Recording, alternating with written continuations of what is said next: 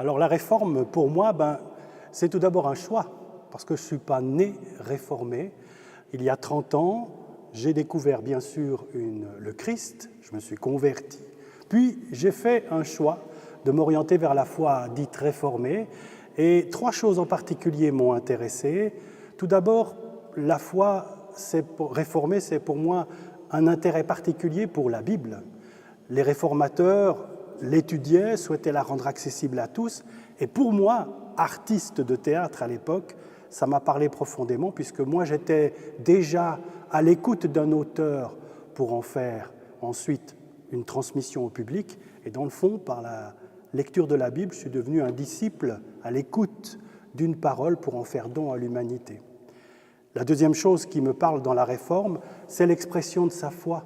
C'est une foi qui se veut intérieure et authentique, qui se donne à voir de manière sobre et concrète, mais pas forcément triste comme on l'imagine souvent. Et cette parole, cette foi, sont 2 choses qui me parlent beaucoup.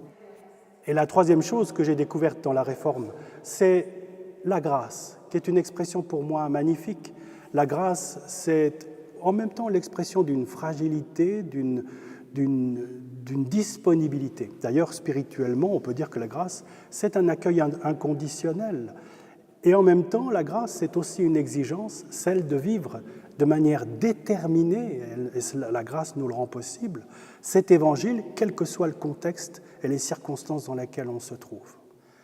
En somme, il y a 30 ans, cet amour a bouleversé ma vie et désormais il m'accompagne, il me pacifie dans les luttes, il me comble dans l'inquiétude et il me rend disponible à tout un chacun et à chacune pour que dans le fond, humain, qu'avant d'être réformé, je suis quelqu'un d'humain qui est envoyé à rencontrer d'autres humains et ça c'est magnifique.